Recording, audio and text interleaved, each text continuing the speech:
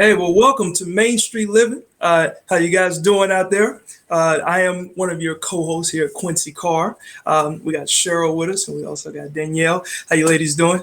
Hey, good to see you. I'm Cheryl Nelson, and I'm so happy to be here. So excited about this show. Not only are we TV hosts, but we also have our own little niches. I'm also a meteorologist.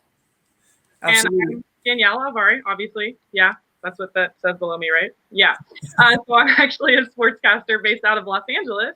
I like long walks on the beach. Not now so much because they're kind of shut down. But yeah, I'm going to leave the comedy to Quincy, actually. Well, you know, I'm a national comic. I travel and do a lot of Norwegian cruise line ships, but haven't been doing those lately. Have you really? I didn't know that you did cruise lines. Yes. I sail away every now and then. I'm a former sailor too, so I'm so used to being on the water, but not lately. I haven't been on, so I'm safe. Yeah, we've all kind of been hanging out here, and a lot of us are stuck at home, of course, due to this lockdown, and we're all trying to do the right thing, and that's why we're coming to you via our own homes, and it's the right thing to do. You stay home because the national statistics for COVID-19 cases, they just keep climbing, guys, and it's so scary to see these numbers. As of April 3rd, the numbers are right around 240,000 cases. And there are several different hotspots around the US as well. I mean, California, LA in particular is one of those hotspots. I know the San Francisco Bay Area as well. And then you've got Washington State, you've got New York, Illinois now, down to Florida, Georgia, Michigan. I mean, there are so many hotspots and the list keeps growing. And when I say hotspots, these states all have over 5,000 confirmed cases. And many of these states have many more cases than that. So it's really scary to see. Absolutely. And I know as of March 3rd, an updated model from Johns Hopkins is showing that more than 8,000 people in the United States have actually recovered from COVID-19. So that's a plus, but it's still low, around the country. That is a plus, and that's as of April 3rd, those stats. Oh, what did I say? March 3rd? I'm sorry. Okay, I knew what you meant. As of April 3rd. Right. You know what? I've been in the house so long, I forgot what month we're in. We don't know what month it is. I know. We have no idea. We're all just trying to stay sane, and time just keeps going by. Right. You're right, Quincy. So many people have recovered, and that's something positive we can look at. And it is important to remember that most people who get infected with COVID-19 are going to have mild symptoms, right? So if you don't need to, don't go to the hospital. Don't overwhelm the healthcare system. The really important time maybe you need to go, the emergent symptoms, if you have trouble breathing or persistent pain in your chest, then yes, go to the hospital. But otherwise, stay home, take care of yourself, rest. Those are all good things to do so that we can make sure that the people who need to be in the hospitals are at the hospitals. Otherwise, stay home, order food in. That's been my favorite hobby so far, is ordering delivery. Do you guys get anything good lately? Oh my gosh, yes. I have been getting lots of sushi. I love veggie sushi. I'm a vegan, so I get some avocado stuff. Oh yeah, it's really good. And I'm so glad that so many of these are still delivering to the houses because I'm not a chef, guys. I don't know about you. Well, I pretty much just started eating toilet paper. That's how much we bought. We're one of the hoarders. I mean, that's what it boils down to. I mean, everybody went out and bought toilet paper like it was groceries. So I just started toilet paper sandwiches, You're doing well, Quincy. You got enough toilet paper to eat as well? Wow. Yeah. I'm taking care of everything I need to take care of, but all with toilet paper. That's what they told us to do. So. Yeah, send some over to us. And let's get back to the food and the restaurants because I know we have an interesting segment. Please, yes. Our guest joining us right now, Mr. Ashley Morris, the CEO of Capriotti's Sandwich Shop in Las Vegas. Ashley, how are we doing? Fantastic. How you doing? So good. So tell me, I'm sure things have certainly changed for the restaurant business. What kind of precautions are you guys taking to protect not only the customers, but also the employees? Absolutely. I'll talk to you about that for sure. But I have a tough crowd here. So I have a toilet paper eater and I have a vegan. So it may only appeal to you, but that's okay. So yeah, I mean, look, at the end of the day, this is a pretty terrible situation. Capriotti's, along with a lot of restaurants out there, are taking the best protocols they can. And so, first and foremost, what we know is, this COVID-19 has really transported through touch, from your hands to your face, as well as extended contact with other people who may have it. So, in our world and what we're doing, essentially, gloves on every single person. Always, they're being changed very frequently. We're washing down and sanitizing all of the higher traffic areas. We have our restaurants doing curbside delivery, as well as regular delivery. That delivery can be contactless. We have protocols set up near the restaurant where we have social distancing, and all of our packaging, to the best extent possible, is completely sealed. So anything that leaves the restaurant, you can be sure that only one set of healthy hands has touched it. And effective next Monday, we'll be doing health inspections for all of our team through the infrared thermometers. So we're doing everything that we can to really make an impact and limit any kind of change. It's so nice that you're doing that, and you're giving back to the community too, aren't you? Yeah, so look, this is a terrible thing, right? And one of our values is family, and the way we define that is caring about people. And so we want to always do our part to the best extent possible. And so we partnered up. We think actually Assemblyman Steve Yeager here in Nevada, which is one of our home markets, he's done some unbelievable things. And what he's been able to do is bring food into the hospitals and get it into the hands of all the first responders. And so he actually has a GoFundMe page, and it's called the Steve Yeager's Las Vegas Frontline Food Fund. And essentially, you can go on to the GoFundMe page, and if you want to give $20 or $10 or $5 or whatever you want to give, he takes that money and he will basically 100% of that will go to buy food to get to hospital workers and people on the front lines. And so we saw what he was doing. We thought he was doing outstanding work. We said, hey, how can we get involved? What's great about Capriati's is we've had this catering platform for 40 years, and we're a little bit, I think we're prime positioned to help him because we have these box lunches. And so we can prepare box lunches that again, only touched by one set of healthy hands that can get to our frontline workers. And so it's been a great partnership so far, but honestly, it's all his game, and he's just doing a fantastic job. We're just happy to be able to support it. That's so awesome to hear. It's so awesome to hear, right? Thank you. Thank you so much, Ashley. We really appreciate it. Coming up, we are going to be talking about how to keep kids having fun at home. I know Ashley knows all about that. He has kids and a dog at home. So how to keep those kids busy. But first, let's throw it over some regional resources.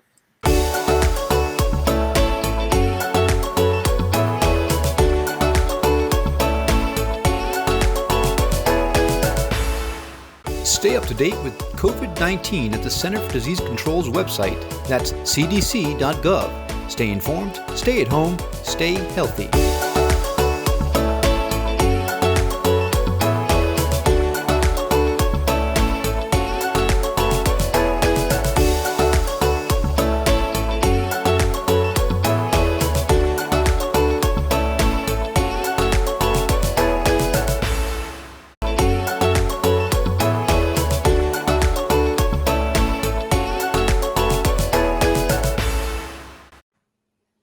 Welcome back to Main Street Living. We're so happy to have you here. It's been a fun show so far, guys. Absolutely. And as a parent, I can tell you that this whole time has been kind of weird, right? Because now you're around your family more, and it's difficult to find creative things to do. So our good friend Jane Manzurez of Creative Living has a few tips to show us how we can be creative with our family. Check it out. We know today means spending more time at home, and spending more time at home means spending more time with the family. And soon enough, you're going to be hearing the kids say, "Mom, I'm bored." So I've got some really clever ideas that you can do to keep the kids busy and active during these weeks of staying at home. First, create a puppet show. This is one of my all-time favorite projects for kids because it's simple, it's easy, and the kids can get their imagination flowing. Plus, it takes up a lot of time. So, get the kids set up with all the supplies they need. Paper bags, construction paper, cardstock, glue, googly eyes, glue, scissors, fabric straps, anything you have laying around the house. Let the kids create a character puppet, and when their masterpiece is drying, the kids can write a play, and I mean a real story, with a beginning, a middle, and an end. Have a plot twist, have them include a song, and make sure there's a good lesson to be learned. And then the kids can perform the puppet show for mom and dad. And they can even perform it on a video conferencing call for grandma and grandpa. So another terrific learning activity is to dive into the culture of other countries. You pick a new country for each day and have the kids learn about that country. So they're going to find the country on the map, have the kids craft the country's flag with construction paper, find out interesting facts about the country, and even how to say hello in the country's language. You could serve the cuisine of the country. It's something engaging and a great teaching moment to help the kids escape from being home. It's kind of like being on vacation. Maybe you could start with the country of your family's own origins. Now, if everyone is working from home, by this time, handling the chores and work and family can be a free-for-all and probably a little overwhelming too if one parent is trying to do it all. Well, a fun solution is have the kids make a double-sided sign. One side says mom on duty and the other side says dad on duty. Praise the kids for their artistic skills, but then use the sign and put it where everyone can see it. So you know who's in charge, who is the go-to parent. While mom's on duty, dad's getting some work done. While dad's on duty, mom's taking a break. And since the Summer Olympics have been postponed until next year, you can organize your own Olympic Games. Just pick 4 to 5 activities that the kids can do outside in the backyard, and each parent can be the coach of an individual or the team. The kids can compete in a variety of activities. It's a great way to get moving, and you can even give out your own medals. Finally, if you want to show your gratitude, make a sign to stick in the window thanking all the healthcare workers and first responders for their dedication and action during this uncertain time. You can also thank your neighbors for just staying home. Yeah, this time is a little bit crazy, but we can all do our part to grow as individuals and create family memories that are unforgettable. So stay home, stay healthy, and I'll see you guys soon. That was great. Good. Yeah, well said, Jane. We appreciate it. Thank you, Jane. Of course, I have to admit, I've also said, Mom, I'm bored. I've done that one. I've done that one so far. But as we know, parents wear a lot of hats. They're a chauffeur, they're a chef, and now one of those hats says teacher. So coming up, we're going to talk about homeschooling.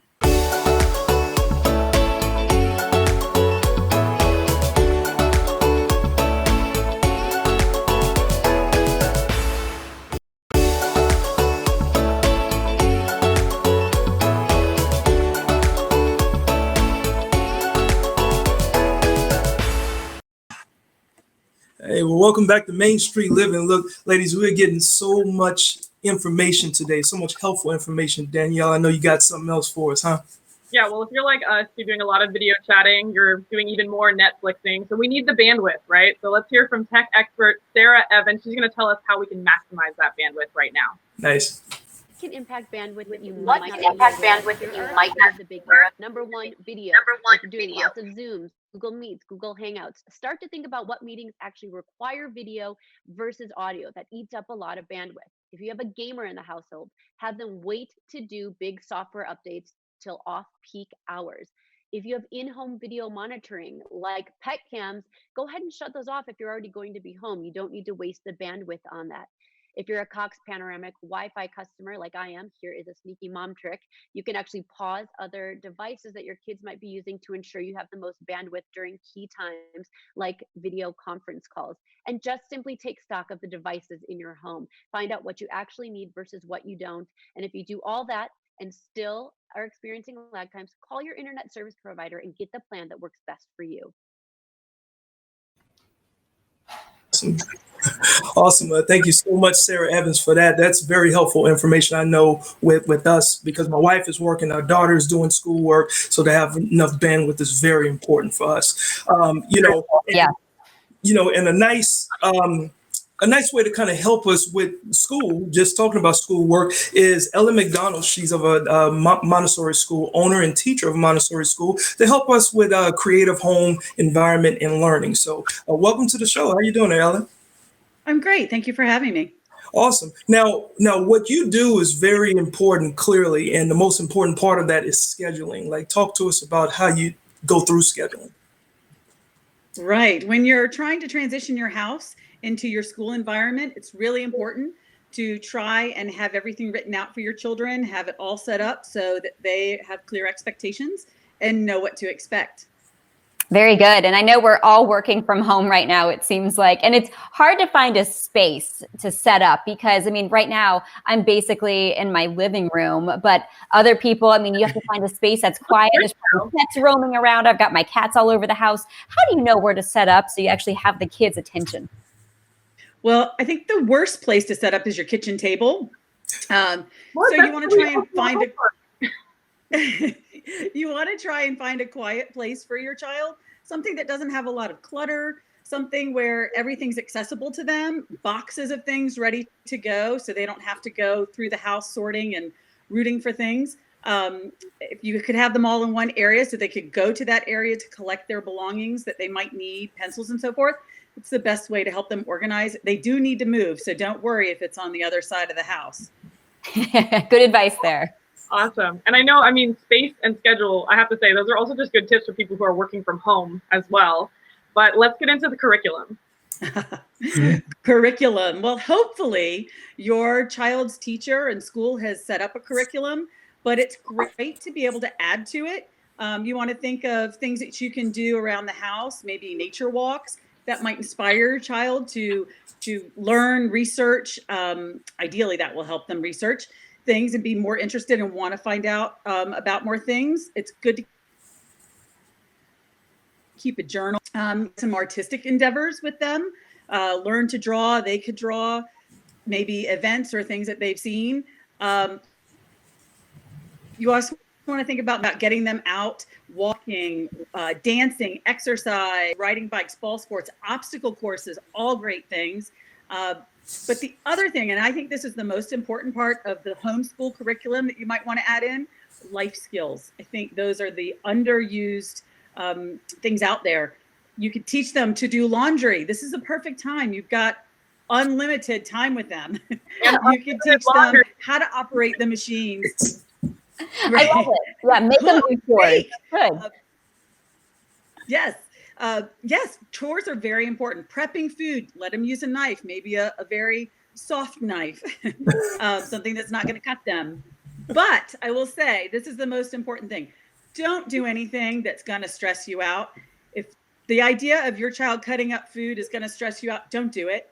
It's marked with failure from the beginning. So try and do things that you're comfortable with and that your child it's a new experience for them as well. Yeah. Quincy, would you let your kids cut with knives? My child, yes, if it allows me to I did since the age of 5. Oh, wow. Well, there you go. You know, that's very good information. Where can our viewers go to learn more? You can just Google a lot of things. Montessori, which is my base, we incorporate a lot of that into our daily curriculum. That's off my homework. So anything like that, you can pretty much Google those ideas. All right, that sounds great. Thank you so much for joining us. Those are great tips there. We all want to get outside. We really appreciate it. We have much more coming up on Main Street Living. Make sure you stay with us. We're going to talk to a man who had COVID-19 and recovered. He will share his story coming up.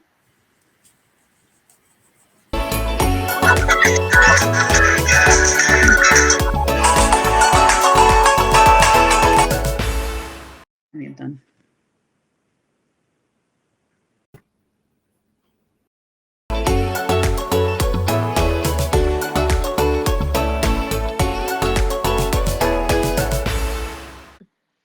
Welcome back to the show, guys. Now, of course, we have a lot of scary, bad news going on out there in the world, but it's important to remember that more and more people are recovering every day from COVID-19. And today we get to talk to one of those survivors. We have Kevin ONeill, managing partner and co-founder of Assertitude based out of New York. First things first, Kevin, thank you for welcoming us into your home. And how are you feeling?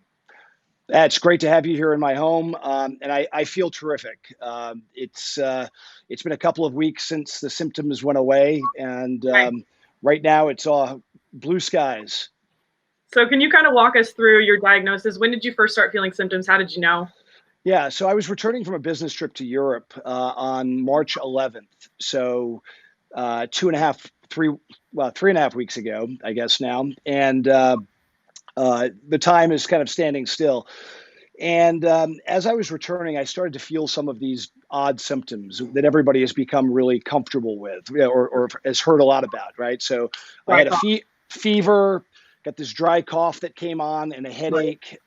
And I just knew more than anything else that something was up. I just didn't feel like myself. And, so that was actually my 23rd wedding anniversary. Walked into the house and went into quarantine immediately. Might have been the best gift you could give her, right? It was the best gift I could give her. Yes, indeed. So can you walk us through a little bit of the treatment that you went through once you figured out that something was off? Yeah, so I called my general practitioner. The testing was literally just being started because I had been out of the country and I had these symptoms. They were able to get me in pretty quickly for the nasal swab. Was it uncomfortable? I wouldn't go back for seconds. It wasn't terrible. It was a large swab. That was the first thought that crossed my mind. Not words you want to hear. All right. Yeah, but anyway, as far as treatment, really for me, I'm lucky, blessed, whatever. These symptoms kind of lasted for a few days, and then I could feel it starting to get improve. So for me, it was kind of the DayQuil and NyQuil routine. Kind of I know it well. Amped up on vitamins and just lots of rest. Well, I know you also, you have a certitude, you have this really successful consulting business, but you also have a family at home, and I'm guessing kids at home, not in school. So how are you able to manage both of those?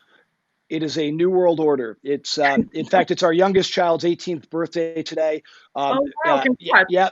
We have 4, so what I smell in my home right now is birthday cake. So it's unusual that, in the afternoon on a Friday, I'm going to be smelling home baked birthday cake. But I guess that's one of the benefits of being home.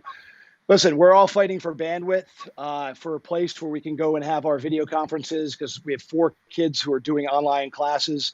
It's madness. Wow. But the fact is there's some really great blessings that we're all experiencing as well. So I'm an optimist. We're going to get through this. We're going to come through it with some great experience. And as long as we follow these social distancing guidelines and act as if we have the virus and we don't want to pass it on. If we do that, this thing is going to go away sooner rather than later. That's what I was going to ask you, the best advice you could give. I know I saw the interview you did with NBC 10 News, and I liked that you said, don't freak out, don't be depressed. That's the best advice, right? Yes, it's never helped anyone. Listen, I truly believe we're going to come through this and there's going to be another side. We're going to, all come together and celebrate again. I'm looking forward to that time when it's appropriate, but thank you. We appreciate that. Yeah. Well, thank you so much, Kevin. We appreciate it. If you guys need any more updates, then please check out the CDC website. Kevin, thank you again for being a breath of fresh air. And speaking of air, we are going to talk about the importance of clean air coming up next. Thanks so much.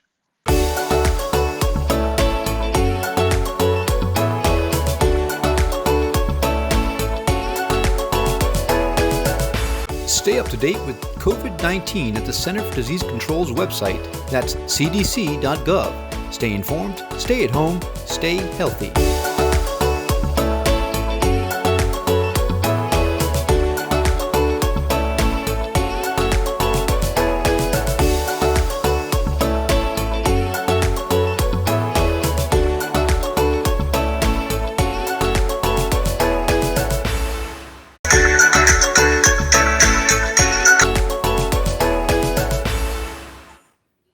Welcome back to Main Street Living. We are all broadcasting to you via our homes, and thanks for bearing with us with any bandwidth issues here, because we know that everybody is online these days, but we're so happy to bring you information and bring you this show. And everybody's online. We're also inside due to COVID-19. But have you ever wondered, guys, how clean your air might be inside? Every day. Yep. Yeah, every day. Quincy doesn't care. But our next guest actually says you should think about the air quality inside. And we want to introduce now, his name is Kevin Cramer with Bud's Plumbing, Heating, AC, and Electric. Thank you so much for joining us. Hey, thanks for having me. And so tell us, why should we care about the quality of our air inside? Why is this so important? Well, you know, we spend a great deal of time in our homes as it is. And currently, right now, we're spending a lot of time in our homes with a lot of people. So indoor air quality, the inside of your home could be up to anywhere from 5 to 100 times more polluted than the outdoor air. Ooh, that's kind of scary to hear. Geez. Okay, wait. So, okay, tell me more. What can I do to help improve my air quality inside? Sure. I mean, one of the main things you can do is change your filter. Now, everybody has those little 1-inch filters that you get at the big box store, but you don't ever change them like you're supposed to until you call us. Oh. You hurry up and change it before we show up. We know. I mean, if it had like the alert, like the Brita filters had, that would help me out. I need to know when to. Oh, she just called you out. One of the ways that you can actually improve your air quality right now is not just changing those filters, but having annual maintenance done. Your HVAC equipment needs to be cleaned on a regular basis. Absolutely, Kevin. And I understand that your air purifiers actually have 3 different elements. Like, can you break those elements down to us? Sure. I mean, other than just having the filter where you're pulling out the big things, the big particulates in the air, which would be like dust and dander and pet hair, the really microscopic stuff that gets through your system will go right through that filter, and that's the stuff you're breathing. So that's the stuff that you really don't want in the air, you want to get out. So we have devices that purify the air, not just filter them. I've got one here. This is just an example. And this device, which really looks scary, but it hooks into your heating and air conditioning system. It attacks those issues in 3 ways. And this is effective for things like mold, spores, pollen, which is a big problem right now, allergens, germs, bacteria, and viruses, as well as chemicals and odors. And it does it through a couple different processes. One, it's got an ionizer in it, and that's going to charge those little particulates positively and negatively, so they attract to each other, they clump together. And those larger particles, your filter can now pick up. So that takes those out of the air. Secondly, it's got a UV light. It's got 2-band UV light in it. UV light's used to kill bacteria and viruses and other organic compounds. And then it works together through a system called photocatalytic oxidation, which sounds really cool. Yeah. What that really does is it alters the molecular structure of those molecules, those pollutants that come through the air. And this is so cool. This is so cool to hear. I'm sure our viewers want to learn a lot more about this. Where can they go to learn more? Sure. If you go to our website at budsusa.com, there's actually a video on there now, and you can call us and we can come out and take a look and see what will work best in your home to purify your air. Awesome. Well, thank you so much, Kevin, for all that information. Now, from cleaner lungs and cleaner breathing all the way to staying healthy when it's most important. You guys stay with us. We'll be right back.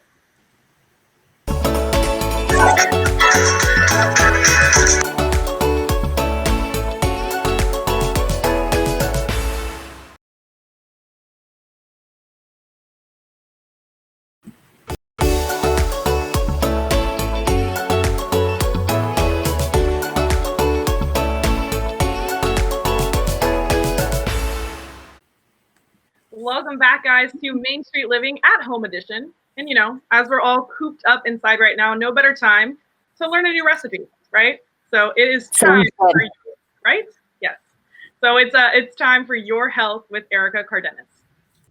Hello, Erica Cardenas with Your Health here. From my kitchen to yours, I am bringing you a delicious, quick, and easy immune-boosting smoothie that you can make right from your own kitchen. This is called an orange turmeric vitamin C smoothie, aka liquid sunshine. So let's get right into the ingredients that you're gonna need to make this smoothie. So first off, you're gonna need 1 cup almond milk. You're also gonna need a banana, an orange, 1 cup of frozen mango chunks, and 1/2 tablespoon of turmeric powder. Now, you can also use fresh turmeric if you'd like. So what you would do is you would take 1/2 inch of peeled fresh turmeric. Either one is great, powder, fresh, it's really your preference. So then what you're gonna do is, depending on your blender, you're gonna blend it up for about 30 seconds or so. So let's get right into our ingredients. Your base, again, is your almond milk. So you start with that first. Then your banana. Now, bananas, of course, provide a natural energy boost along with iron, potassium, great for your body, followed up by your orange. Of course, oranges, right, packed with antioxidants thanks to the vitamin C in them, fiber, folate, lots of great stuff for your body. Followed up by your turmeric powder. Now, turmeric powder is a great antioxidant rich spice, and it's a great anti-inflammatory as well. So add that in there. Now, when you're mixing ingredients, I like to start with the liquid soft ingredients first, and then follow it up with my frozen and then my hard ingredients last. So therefore, we're gonna go ahead and lastly put in our mango chunks. So you have frozen mango chunks right in there, perfect, super easy, super quick, right? And now just go ahead and blend that up again, depending on your blender, for about 30 seconds or so.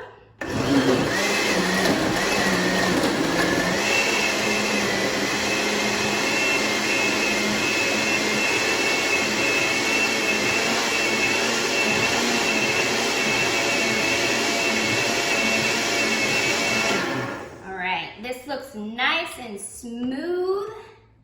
This looks great, you guys. So I cannot wait for you to try this smoothie at home. Again, orange, turmeric, immune boosting smoothie, liquid sunshine, great for your immune system. Wherever you're at right now, stay healthy, friends, stay safe, and I'll see you next time. Oh, that looks so good there, guys. I think I want to go make one of those right now. Yeah, I like the dance Erica did, so that was pretty cool. I know, and speaking of dancing, we'll get to that in a minute. But first, coming up next on Main Street Living, are you struggling with anxiety due to COVID-19? I think every one of us can probably raise our hand and say yes, a little bit. We're going to give you some tips on how to deal with that anxiety. But first, here is an easy way to help relieve some of that anxiety. Take a look at this TikTok video. Now left foot, right foot, now left foot, right foot, now left foot, right foot, now left foot. One hand, two hands, hit your rollie, do your dance, now lean with it, rock with it, lean with it, rock with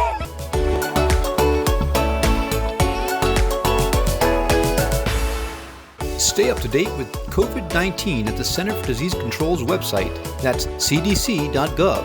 Stay informed, stay at home, stay healthy.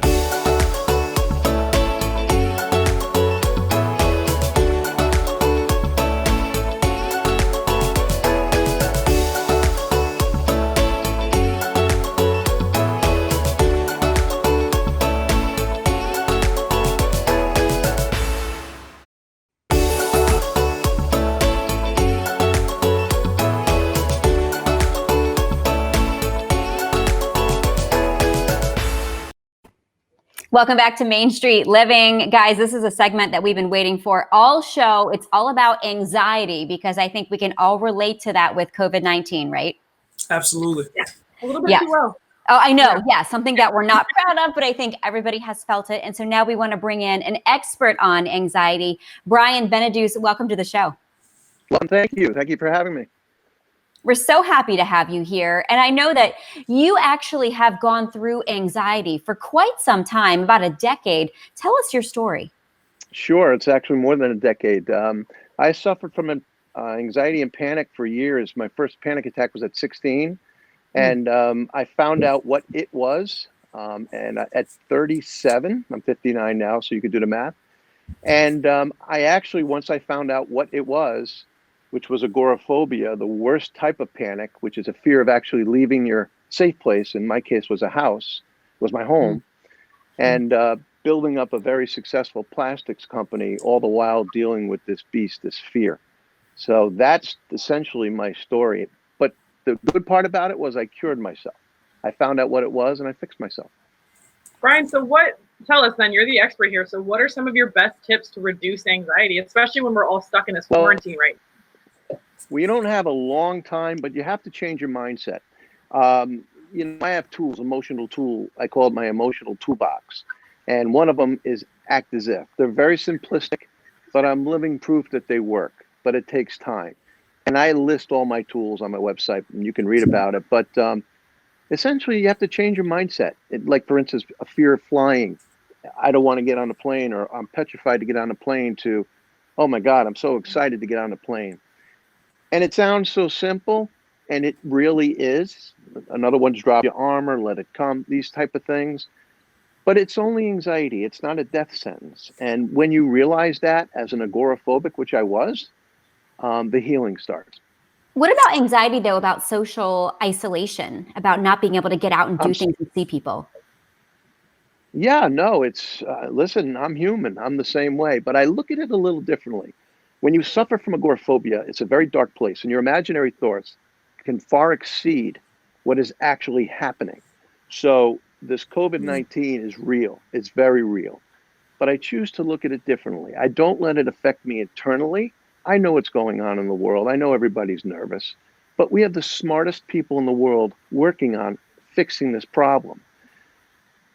My advice to people is don't watch TV. Don't get off social media because there's nothing good there. And you can't tell me that watching a comedy or a comedian, a comedy act can't change your mood from, feeling better. And I know watching this. Can. What's that? I know Quincy's can. Yeah, like as a comic myself, it is interesting that you actually mentioned that because the mindset is something that has to be altered. Now, real quick, like just going outside, like what are some of the exercises that a person could do? Well, people say I can't go to the gym, and I say, have you ever seen a Navy SEAL? They're in great shape. Mm-hmm. And anxiety, it's a fight or flight response. It's cortisol and adrenaline without getting into the scientific end of it. But you need to release that. You need to get outside. You need to do push-ups. You need to take a walk. You can take a walk. It doesn't take machines to take a walk. But as you're doing that, you're going to feel better because you're releasing the cortisol and the adrenaline that's actually part of anxiety. Beautiful. Thank you. 100% get outside and do stuff. Inspiration to so many, Brian. Thank you. Thank you. Thank you so much, Brian. I know especially in this quarantine time, it's important to connect with people. So I appreciate you connecting with us today.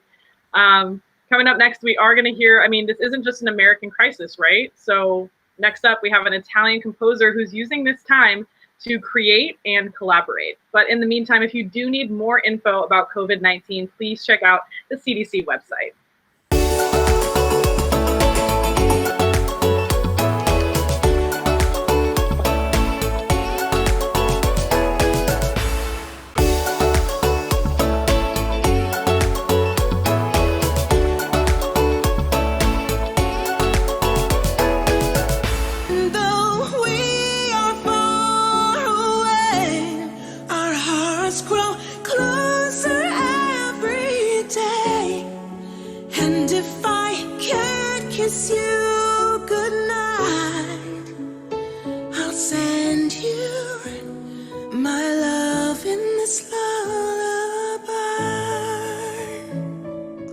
Welcome back to Mainstream Living.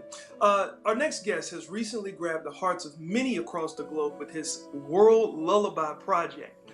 He's an award-winning Italian composer, musician, and songwriter. I'd like to welcome to the show the very talented Mauro Colangelo. How you doing, man? I'm very good, thank you. How about you? Hey, you know what? I can't complain. Everyone is really practicing the social distancing. And I know that you're currently in Italy. Is that correct? That's correct. Yes. In Italy. Yeah. So tell us, what is the atmosphere? Because I know it's been one of the hardest hit places around the globe when it comes to COVID-19. So what is the atmosphere around there? On one end, it's extreme. It's very surreal because nobody's around, and Italian people like to congregate and to be together, be social and stuff like that. So it feels unnatural not to be able to do that. But at the same token, you have to be in isolation. So we got to do what we got to do, and everybody's kind of seems to be following the rules for the most part, and that's the only way to get out of this terrible situation. And hopefully sooner than later. Absolutely, and that's the way we feel here in the States as well. It's like some people are following the rules and some people aren't. But real quick, out of all of this craziness, right, and all of this uncertainty, you had a song in your heart that actually went viral. Take us through why you created that project. Yeah, it just came natural to me to put this song out, basically, because I thought this was like the perfect moment to do it, because the lyrics especially, and the vibe of the music as well, I think it resonates in this atmosphere, because it talks about like being distant, not being able to actually connect and have, you know, quality time together. So in absence of that, I mean, you can sing this song to the person that you love and keep the distance and stay safe. Awesome. Now, and you do say you can sing the song, because I noticed on your website that you have a couple of downloadable links to instrumental and also the lyrics. Now, what's the purpose behind allowing people to download the lyrics? Is it so that they could sing it themselves and share it? Yeah, exactly. That's the whole purpose of the project. The initiative is about like not just me putting out my song, but it's more having other people collaborate and put their input into it. If you're a musician, you can add a solo. If you're a singer, you can re-sing the song. It's written in 2 different keys. Basically, the concept is to, the opportunity to create and collaborate and have fun. Awesome. Hopefully. I know our viewers are, if they don't know about you, all they have to do is YouTube your name and go to your website and even follow you on social media. And real quick, just give them your social media handles. Well, I mean, you can find me on Facebook, obviously. You can find Word Lullaby on Facebook as well with this Word Lullaby name. And YouTube, it's pretty much the same. And from there, I think you can get on any other platforms and social media. So those are the 2 main that I would suggest you go check first. Yeah. Awesome. Well, thank you so much there, Mauro. And what we hope to see is more of you, especially keeping our hearts lifted and keeping our lives going forward with all that's going on. In this lullaby. Wow. Okay, Mauro Colangelo, really making the best out of a bad situation. Hopefully the song gets shared a lot. It uplifts a lot of spirits. Nice job with that one, Quincy. That was wonderful. It's so nice. I mean, music really touches all of us. Yeah, and you can tell this is really a part of what he does. Like, he feels it in his ability to compose everything. So it's awesome. Well, guys, this show has been so much fun. Make sure you join us for Main Street Living. We're here Mondays at 5:30 Eastern, 2:30 Pacific. Also, and you can tune in and check your local listings for replays of the show as well. So I'm excited, ladies. Thanks for joining us. You got nothing else to do. Bye, guys. All right, take care.